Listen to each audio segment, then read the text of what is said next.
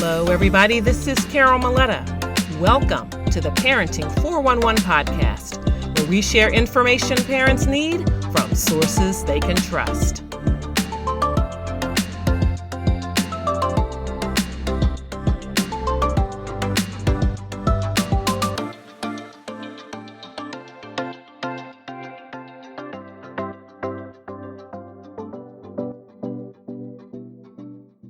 Welcome to another episode of the Parenting 411 podcast. Today, we have the privilege of speaking with Angela Williams, an extraordinary mental resilience coach, mother, and advocate. With a life rich in lessons, Angela specializes in empowering women to build and maintain mental resilience. You all know that's a favorite topic of mine. And mental resilience enables them to live balanced and joyful lives. As a mother of 4 adult sons and caregiver to her 20-year-old son with cerebral palsy, her experiences are both profound and inspiring. From her coaching practice to her recent anthology, Mothers of Exceptional Children, The Journey, the Joy, and the Plight of Real Advocacy, Angela's insights promise to enlighten and uplift. So join us as we explore the dynamics of emotional energy, parenting strategies, and the importance of advocacy, all through the lens of a woman who has truly traveled this path. Welcome, Angela. Thank you. I'm so glad to have you with us today. You have such a powerful story, and I love what you're interested in terms of helping moms with mental resilience. So why don't we dive in, and why don't you tell us then, how does my emotional energy affect my child's development and behavior? I know you have some thoughts about that. Mm-hmm. Well, children, they're already sensitive to what they're around, and they're sponges. They pick up on everything from the way we act, the things that we say.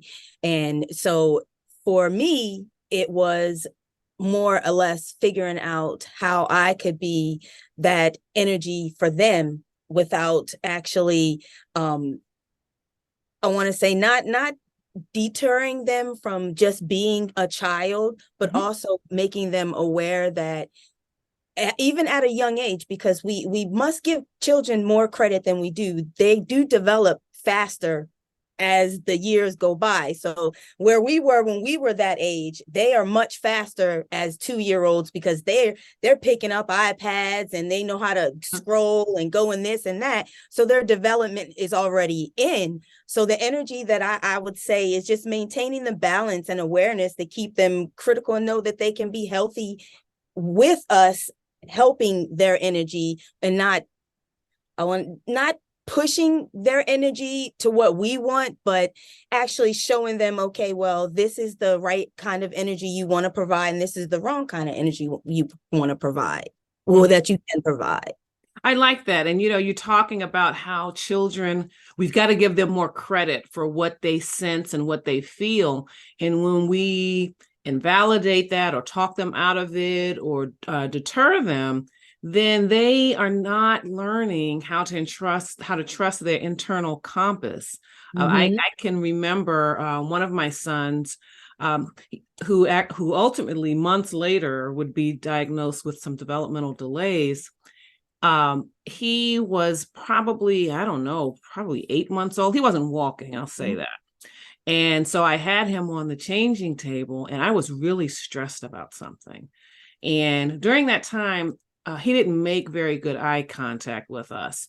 And that was something that we were concerned about, which would later have us go to take him to the doctor and see what might be happening. But when I was stressed out and I was changing his diaper and all of that and trying to act normal and all of that, he looked right at me. Like he knew something was up. And then, and just throughout his childhood, he just always had a sense. You could not just tell him everything was okay, because he could feel something else was going on. And he has that compass today, and it has really guided him well, especially through those teenage years. He's a young adult now, but he's the one that I didn't have to worry about keeping an eye on if they went to a party, kind of keeping an eye on the vibe, right? Because, with those parties, things can change in an instant when the wrong person walks through the door, say, for example. And so he was the one that I could really count on to read the situation and read people. And that was when he was younger.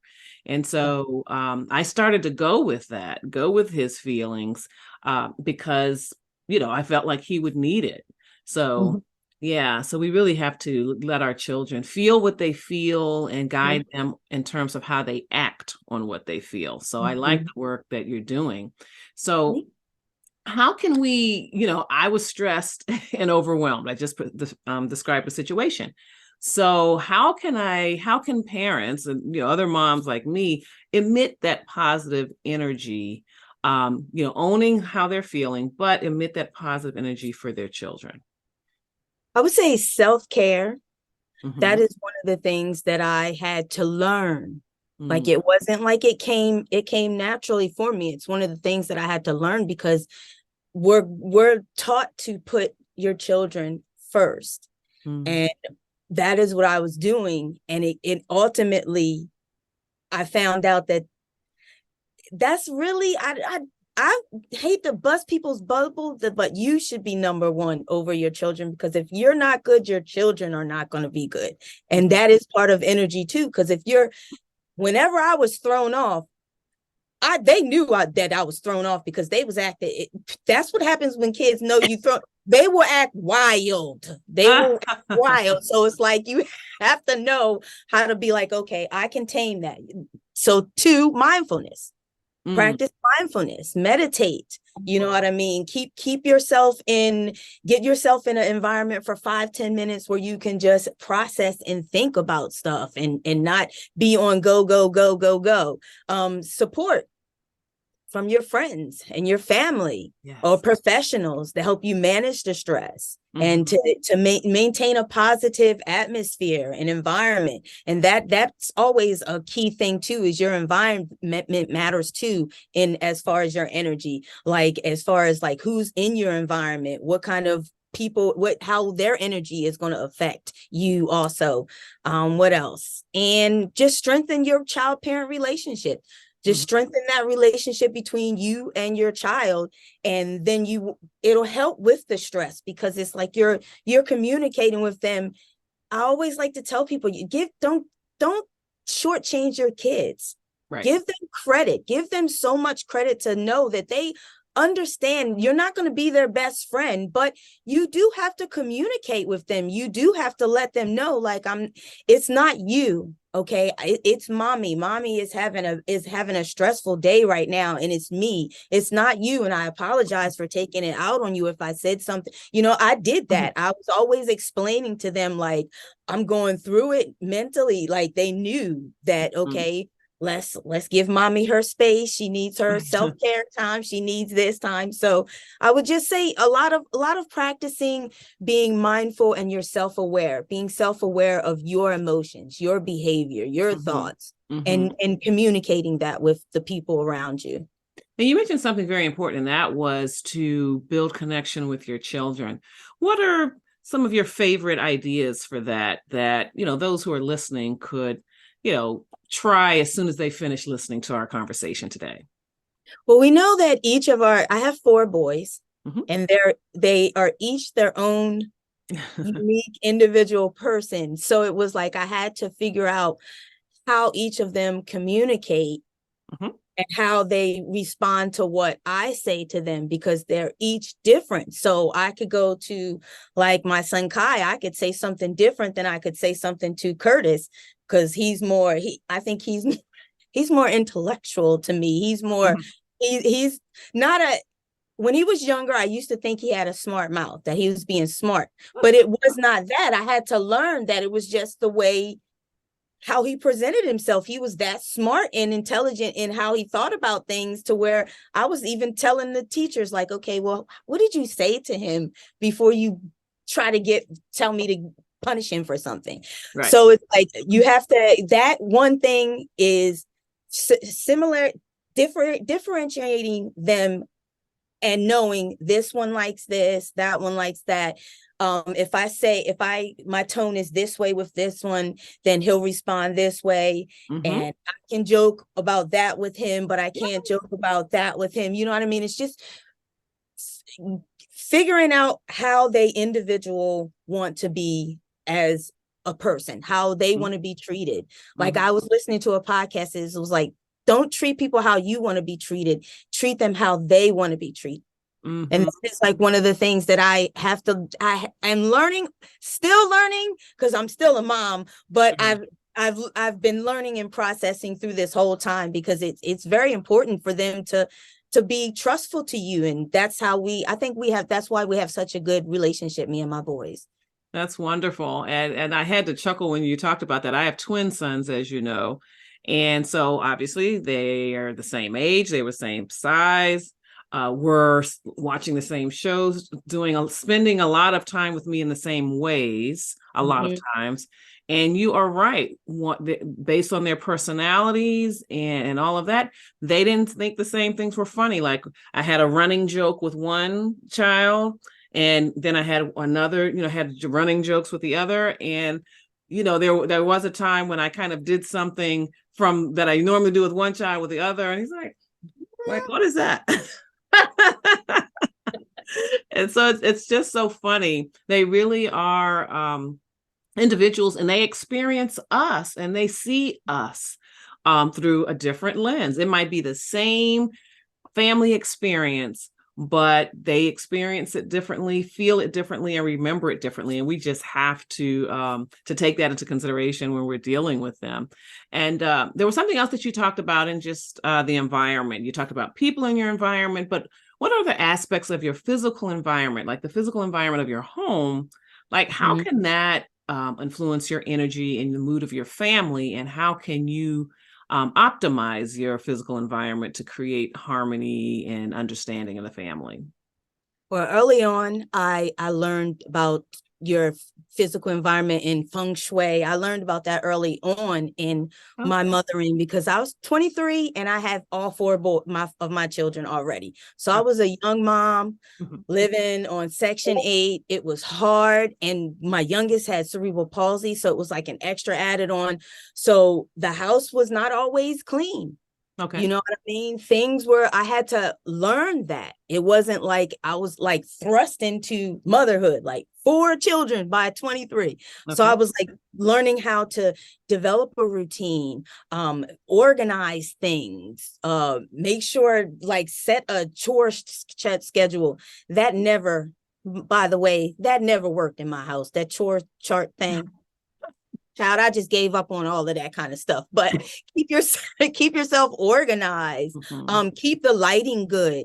I tried my hand at planting, at having plants, but I would say for people who have a green thumb, that is perfect for them, because some plants can help with negative energy. Some plants can help dehumidify the air. They give fresh air.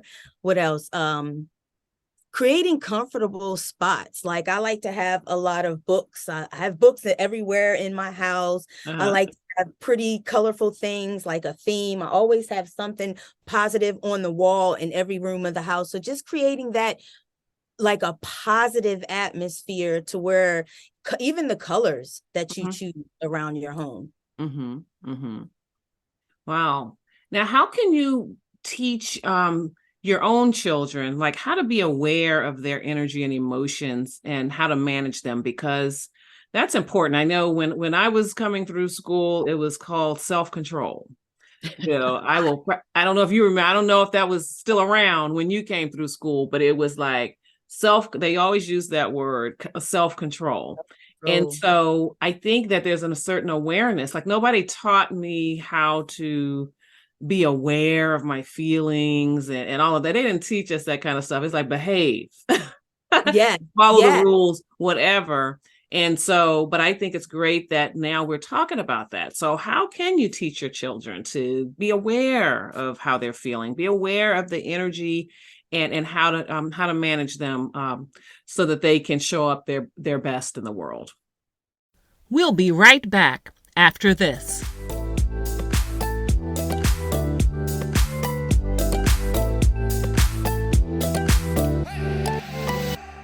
If you're looking to reach a massive audience of parents and caregivers, then look no further than ProPix by the Parenting 411, the ultimate marketing program designed to skyrocket your brand to new heights. With ProPix, we've created 3 incredible packages to suit your marketing needs and budget. So let's take a look.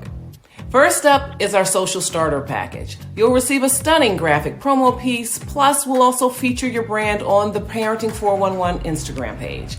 It's the perfect way to make a memorable first impression and get parents buzzing about your business. Now, if you're ready to level up, our Parenting Pro package is where it's at.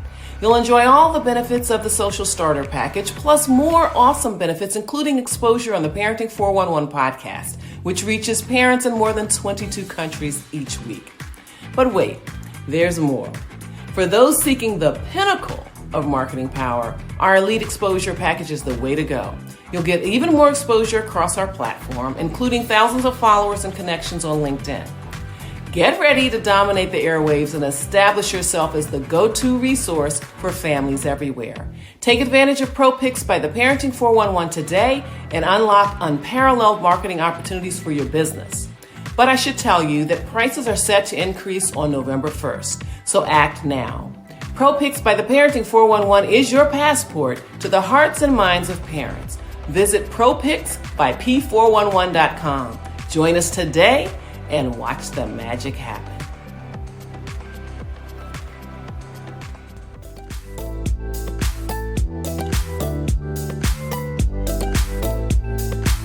And we're back with the Parenting 411. Well, I got to really slow down and see things from a whole different perspective having a child with special needs, because his milestones weren't like the other three's milestones. So it was like, okay, I'm getting to actually witness this in slow motion. So now he's at that stage where his emotions he's really feeling them. Like he'll get mad and he'll just and for the longest time, he was a calm guy. So now he's becoming self-aware of his behaviors. And I have to tell him okay, but you feel that you're angry right now. You feel that, right? Right? You feel it and you understand it. Now I'm going to need you to go back in your room and take a couple minutes to calm yourself down, because you ultimately, you know that you don't have to feel that way. Like you're letting somebody, his dad likes to mess with him. And some kids don't like to be joked with. And he's one of the ones, if he's in a mood, you just leave him alone. And if you don't, he gets a little upset.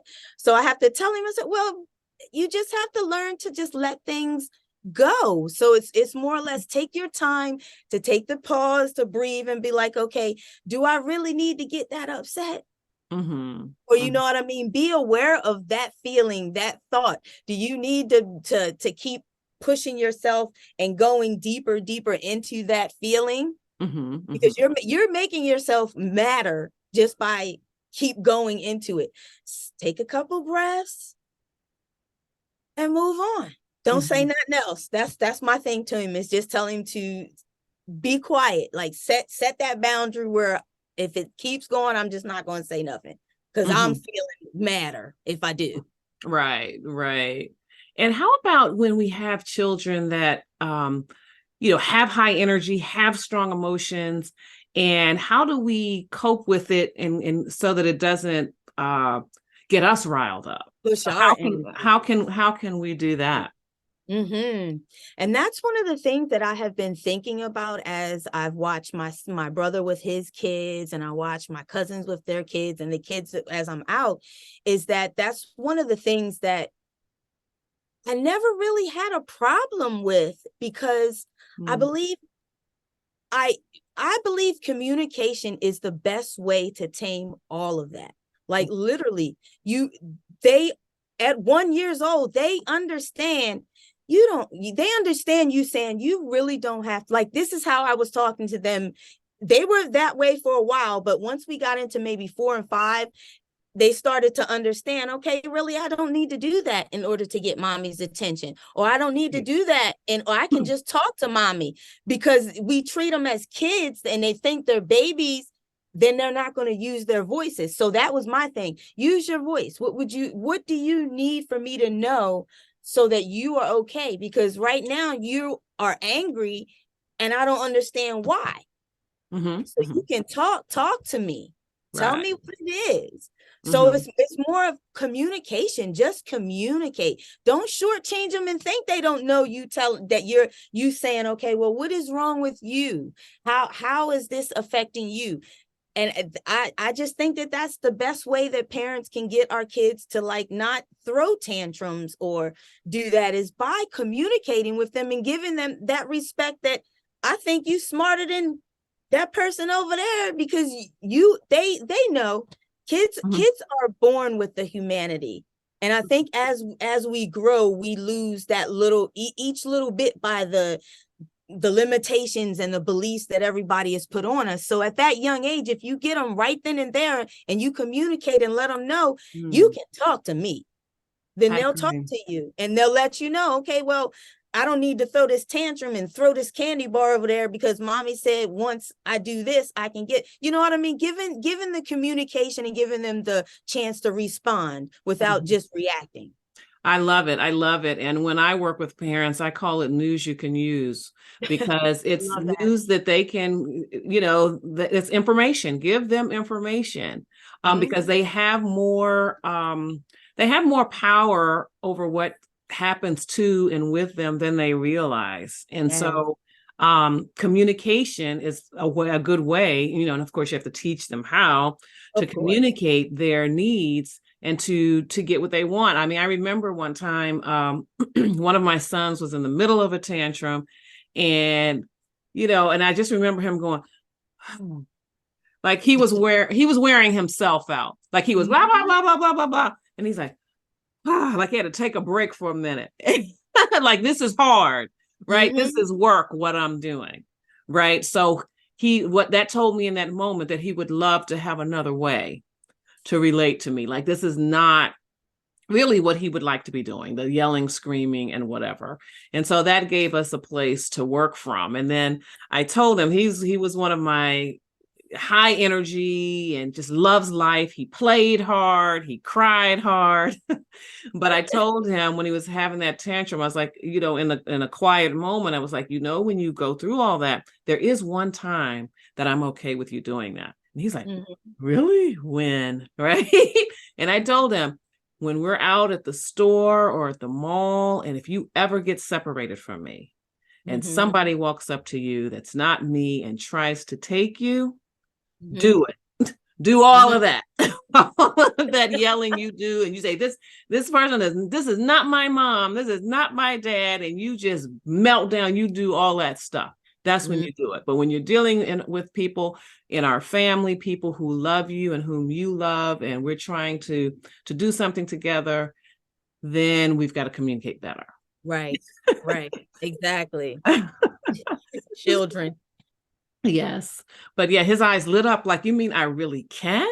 Because that's the thing, with both of my children, when they were, really young, I saw traits in them that obviously would be useful in some situations and like not in others. Like one's very talkative, one was very quiet, but I noticed he was very observant. I said, that's a very good skill.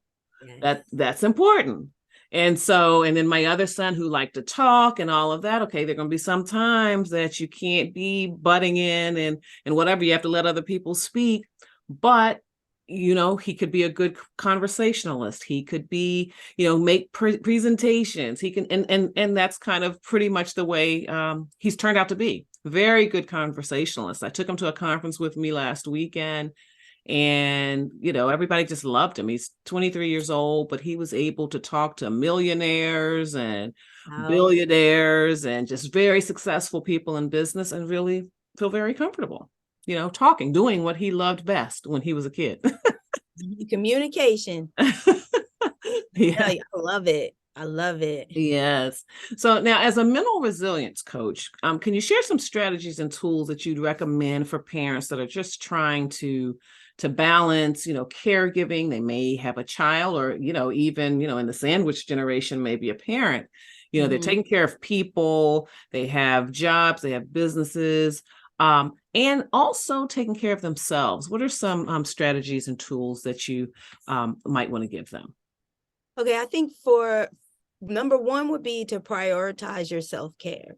Like Okay. really, really taking at least 10 minutes, if you can, 30 minutes every day.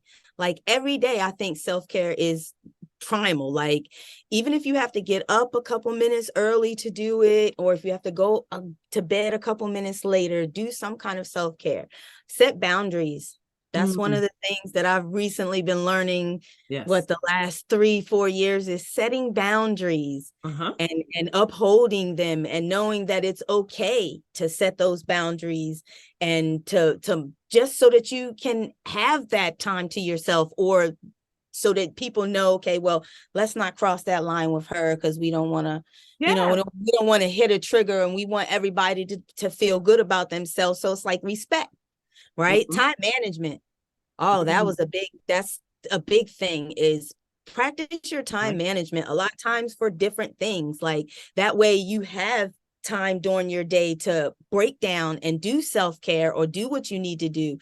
Routines, have a routine. Mm. I always say, even a flexible routine. I like to use that word too, because you want to make sure you want to make sure you can flex if you out of town, or if something comes up and you need to Mhm. switch this here and this here, this here. So make sure you have that flexible routine. Mhm. Practice mindfulness. Always practice mindfulness. Mhm. Always know deep breathing. Mhm.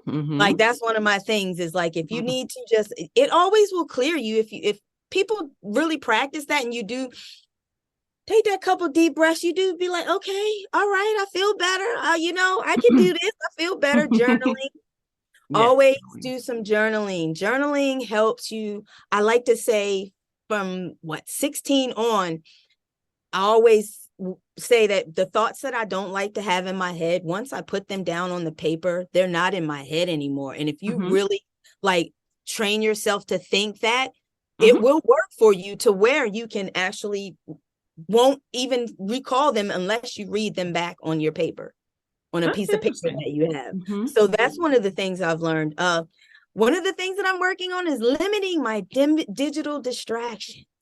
Oh gosh, we all need Because, help with that. with our businesses, we need to be on social media. We need to Mhm. be on our laptops. We need to be researching this, or getting this, or taking this course. So, but we do have to understand that you can set time limits. That's when Mhm. time management comes back in. Do Mhm. like a daily planner where you're breaking down, okay, I'm only going to spend maybe 3 hours on this course, Mhm. because it's all computer, and then I'll do something else. And then Mhm. maybe if I have time, I'll come back to it. So it's like, limit those distractions and give yourself less screen time, like a Mhm. break. Mhm. If you Yeah. start to look, I told my son, my 22-year-old, he's always in his room, on his game, on his computer. So I said, you're starting to look like the computer screen. Your face is starting to change colors. You're looking. So you got to do something about that. Practice gratitude.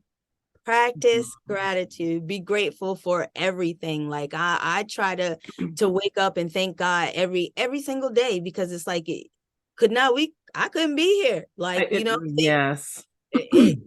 so every day I practice gratitude, whether it's going outside and just watching the trees sway, Mhm. Mhm. or watching the chipmunk. I have a whole bunch of chipmunks in the front yard, just sitting there watching, even watching ants find something on the ground and carry it to where they are. They have some strong I know. daggone. I was going to say determination and focus. Yes, like it makes you grateful to be like, okay, I'm part of this. I'm part of this. And just Mhm. to be flexible, to Mhm. adapt, to Mhm. understand that some things ain't going to go how you want them to go, and you have to adapt. You have to be able to Mhm. be like, okay, how can I get through this and move on, or what can I find positive out of that? It's always just helped me to keep myself from being less anxious, Mhm. and to be less overwhelmed, because I still feel overwhelmed, Mhm. and I still feel anxious, but it's not like it was years ago. So like, if years ago, if I was in this conversation, I would be sweating. And Mm, my heart would be, because I don't know if it was just like social anxieties mhm. or just communicating anxiety, but that was part of and now I've learned to kind of calm it Wonderful. down just by breathing. So just balancing everything and knowing that it's a journey and Hmm. not a destination. Right, right. And I And know, go ahead. sorry, go ahead. I just want to say it's a process, It, and it absolutely it's is. ever growing until we leave this physical ourselves. That's right. That's right. And, speaking of your journey, I know that you were part of a very um, powerful, moving anthology entitled Mothers of Exceptional Children, The Journey, the Joy, and the Plight of Real Advocacy. Oh, great. You have it there with you. So Mm-hmm. talk about that. What kinds of authors participated in it and what your objective was with that. Well, this anthology came to fruition what in 20 with last year. Well, this year in April is when we actually got it out, but it started in 2015. That's when we really started talking about it. Okay. And Okay. it started out with 12 of us, and the visionary Khadijah Ali Wilson, she got sick, and Mm-hmm. she had I believe, I don't want to get her illness wrong, but she Please. had a form of cancer, and we had to put everything on pause. Mm-hmm. So I believe in 2018, around the middle or end of 2018, she got back in with us and like, are you still interested? And I was like, of course I'm still interested. So we started processing and thinking about it, but not until, I want to say, during COVID, maybe like Mm-hmm. the end of 2019 and into Mm-hmm. COVID, did we really everybody start working on our chapters.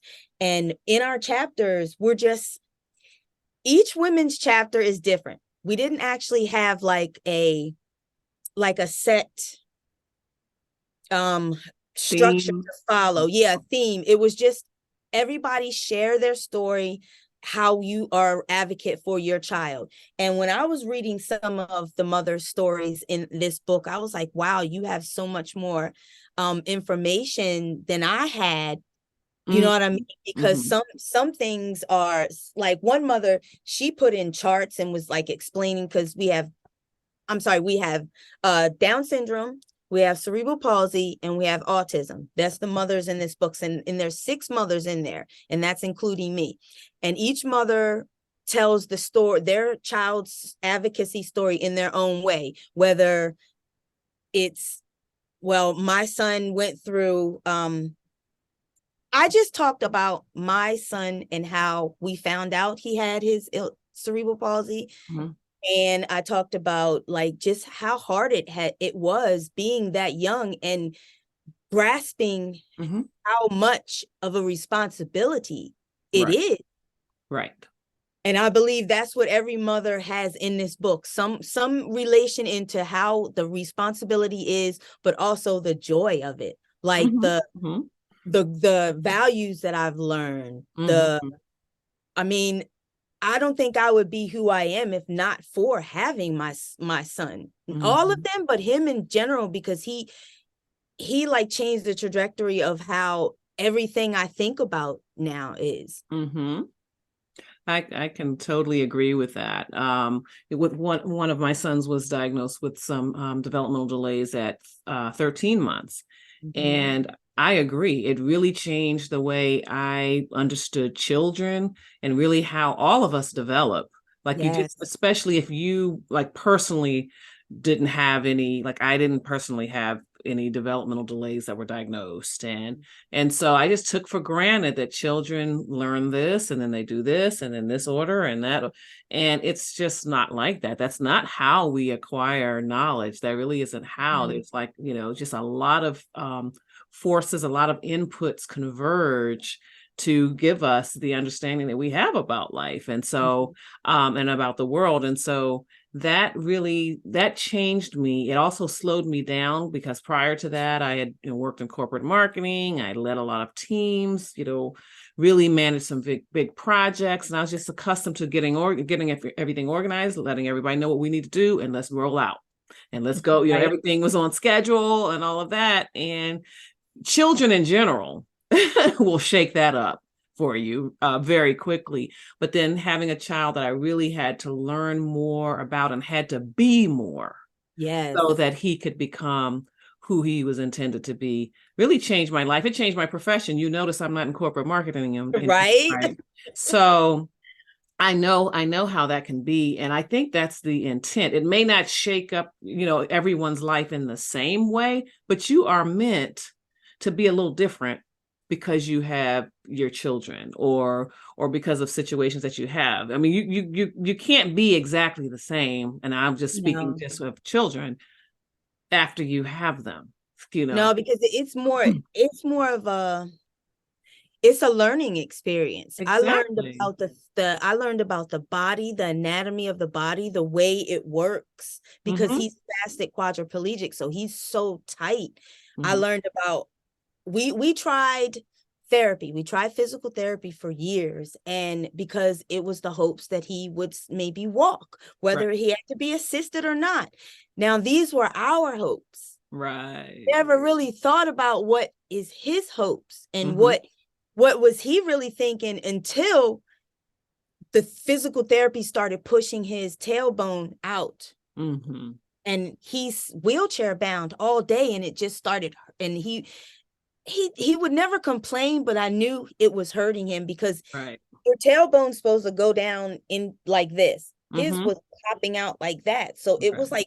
like it was like a little tail sticking out the back of his back, and you're sitting there, and I was like, well, why am I doing this to him if it's not really his want? He's Right. content being in that wheelchair. So it's like I had to really sit back and like learn and be like, not everything that you want for somebody is good for them. Right. Right. Not everything you want is good. Like, And I think that's something all of us can learn as parents and then just even in relating with people, right? I mean, it's kind of we're looking through our lens and the way we see the world, and it just may not line up with the right. way they see things and what they want for themselves. So, yeah, I appreciate that perspective. We'll be right back after this.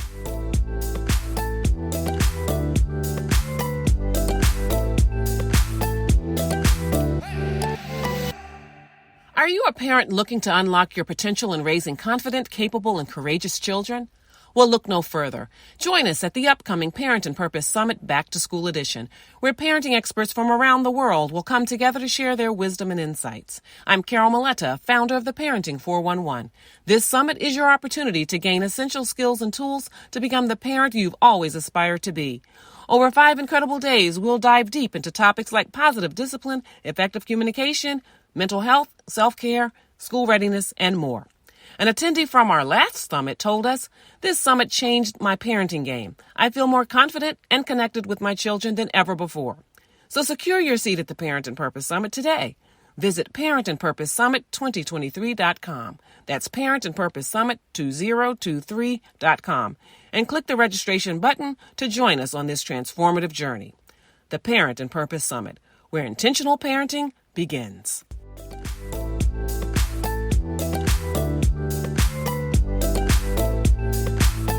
And we're back with the Parenting 411.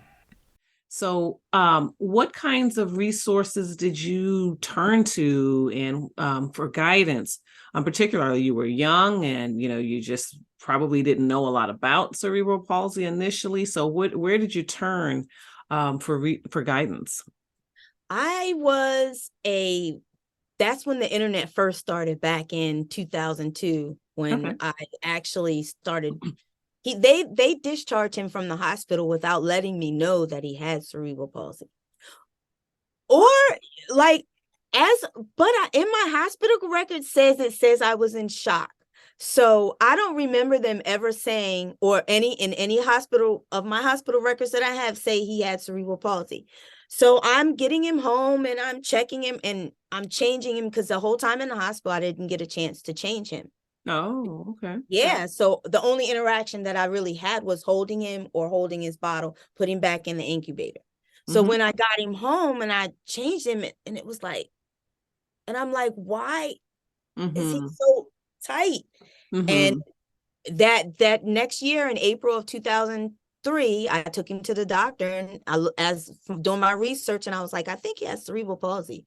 And he was like, Mm, yeah, he does. He was like, you are right, mom. He's like, he's spastic quadriplegic. So from then on, he was like, you need to contact Easter Seals.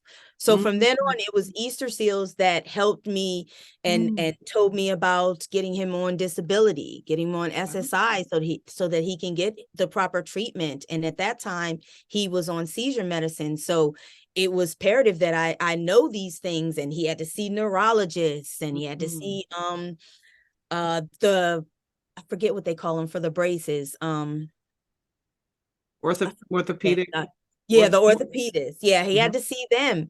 And from then it was, I believe it was early intervention. They hooked me up with early intervention, and then that person would come to the house, and we would do work on speech. Mm, They would work on occupation. They would do some physical therapy with him. Then it was just getting into, that was in Maryland. Then when we moved to Pennsylvania, I find in Pennsylvania they have so much more mhm. things available for children with special needs. And it's just been, they have What Nation is in now, he's in Abilities in Motion. And with Mhm. Abilities in Motion, they help with respite. So in case I have to do something and somebody in the house is not available to help with Nation, I can hire somebody to come in and help, Mhm. Mhm. like watch him or do whatever needs to be done. So Abilities in Motion, and then Sam, Service Access Management, they are helping with his job now that he's finished school. Mhm. Like, he is completely done school and he's transitioning into the workspace. They are now like, okay, well, we'll get him in this OVR program. I don't know the acronym for Mhm. OVR, but it's a program where they take you and they figure out what placement in a job. They just take you to different places and you Right. different jobs and say, okay, well, no, that one's too intricate for him. He can't do that one. It's too much. Or take him over here. Maybe he can work at Walmart or something. So Right. Right. that's what OVR does. Mhm. And as far as the therapy, I kind of just stopped doing the physical therapy, but Easter Seals is what I would say is the go-to place for physical therapy, occupational therapy, speech therapy. That's where he got his braces from when he needed the MAFOs and that's where you get the wheelchair. That's where I go to order his new wheelchairs. Um, and in a good school system, I would say a good school system that caters Mhm. to special needs children, because Mhm. Nation was in an actual special needs class. Mhm. With each year he was in that class, he got to interact with the other kids in some classes. Like, Right. he would go to some math classes with them, English classes, yeah, art classes, so he could uh, be around and communicate with his peers, but he was still in those special classes that Mhm. cater to buttoning or Mhm. helping him maybe fix a sandwich or showing him how to Mhm. help put on his you know what I mean, things that Sure. cater to special needs children. So I would just say finding those kinds of resources. I'm not sure if every state has the same Mhm. kind, but Sure. I'm pretty sure Easter Seals is like a well-known one, and they might be the one that is like everywhere in every state. Mhm. So Mhm. I would really go to Easter Seals first. Okay. And would it be Easter seals only if your child has cerebral palsy or anything? No, anything. Oh, okay. Anything. Okay. Yes, I saw children come in there who were deaf. I saw some that were blind. I saw some that had I forget what the spinal one, the Spinal mom was bifida, oh maybe. yeah, it's Mm, any kind. okay. Okay, Autism. that's very good to know. So, Mhm. can you share like a particular challenge or triumph from your own experience as a mom to four sons that really shaped how you see resilience and empowerment? So Nation used to have, well, they thought he had seizure disorder when he was born. Hmm. And I kind of felt like, being mom and being there 24/7, I kind of was like, no, I don't really think that he does, but because he had a seizure when he was born, they put Hmm. him on phenobarbital and they said, okay, he has seizure disorder. Got it. Give it to him every month. And we would give it to him, and if we missed a dose, missed 2 doses, he would go into a seizure. He would never have a seizure unless he missed the dose. So this goes on from birth to age till age 13. Okay. And I kind of was like, because they started, as you grow, they want you to up the dose of medicine. And I would send him to school, and they were like, he's lethargic. You have to do something about the dosage. And I started thinking to myself, okay, I want him to be retested. I want to know, is there actual seizure activity? Because he's only having a seizure if we miss dose, if it is a seizure at all. So they did the retesting, come to find out there's no seizure activity going on in his brain. So we had to, at 13, we're weaning him off of that medicine. And that was like a triumph for me, because I finally got them to understand, okay, you guys are the doctors. You have that knowledge, but I'm his mom, and I have the knowledge of knowing his body, knowing his person, knowing what he's like every day, to even let you know that he's not having seizures. To where the neurologist looked at me and he was like, I'm just going to call you Mom MD, because if not, he would have been on this for the rest of his life if you wouldn't have actually advocated and said that. And that's really what has helped me even know about resilience, is being that advocate for Nation and standing up for him and being like, okay, well, he can't say, oh my gosh, I'm crawling so hard. I'm crawling and I'm so tight that my testicle has went up into my groin. Like this is a story that happened. So it's like the challenges that I was facing was the tightness pushing his testicle into his groin, him not knowing it's his testicle, him thinking it's his stomach. Right. And me thinking it's his stomach or a hernia, taking him to the hospital only to find out that it was his testicle. And he had to have emergency surgery. So it's like the triumph of really being an advocate and knowing, like, I have to stand up and be resilient for them. And in turn, they showed me how to be resilient and approach it with empowerment in so many different ways. Like there's plenty of different ways that we can push resilience and trust my intuition. Like really, really trust it, and not just, okay, no, really stand on it and be like, no, I don't think we need to do this anymore. We're just causing more issues than we had. Right. Yeah. Just seeking the best part of myself, and knowing that staying strong helps, but also resting helps, and keep going. Just keep going. It's just shaped how I just view how we love on each other. Because that's basically what resilience is in a way too, how we love on each other, how we share our experiences, because that's resilience too, sharing, being vulnerable. Like I've been vulnerable throughout my children's whole parenting career. I've been the vulnerable mom. Like they know mama let you know she gonna cry. She gonna let you know. So it's like let me see. What else in my notes? I had a whole bunch of notes.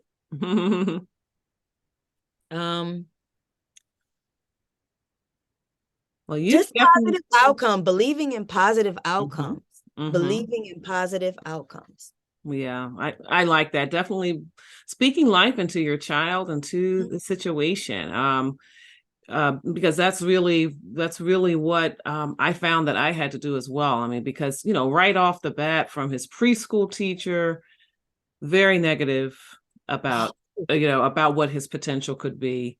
And then, in middle school, had a teacher that was standing out, talking to his colleagues, talking about the children. They're right there in the class, talking about, they're not going to college and all of that kind of stuff.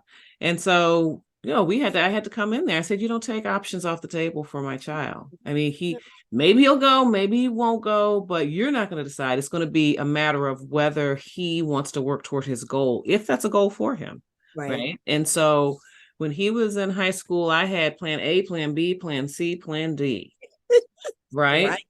Right. So, and we're just going to see how this goes. I mean, he ultimately was accepted to 4 colleges and went to a college and graduated on time, which we really didn't talk to him about, didn't care about. We just wanted Right. him to have the experience and finish, do the best he could.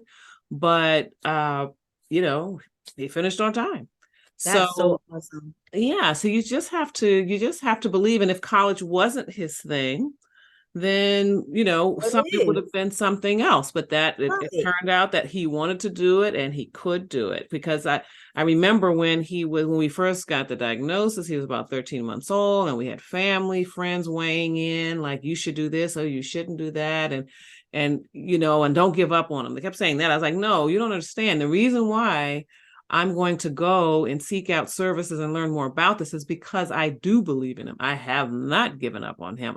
But time is of the essence. We've got to act quickly to see if Yes. he can realize his full potential. I said, I don't know if he's going to be a lawyer or a landscaper, but I can see with his ability to focus and his determination and the way he can scope out situations and figure things out, he's going to be good at whatever he decides to do. But what we do now is going to determine whether he's going to be able to actually activate his potential. So, Mm-hmm. Mm-hmm. you know, No, don't ever underestimate them. Don't right. underestimate your child, because they told me Nation would never talk. He didn't Mm, talk till he was 6 years old, but he talks. exactly. And his jaws are so tight that at first you really couldn't understand what he was saying. But as the years go along, I tell him, I said, well, buddy, you can say anything you want. You just have to figure out how you have to take your time, swallow, Mhm, get mhm. yourself together, say it slowly if you have to, say it as many times as you need for that. And he doesn't even mind doing that, because sometimes I'll ask him, what was that? And he'll say it again.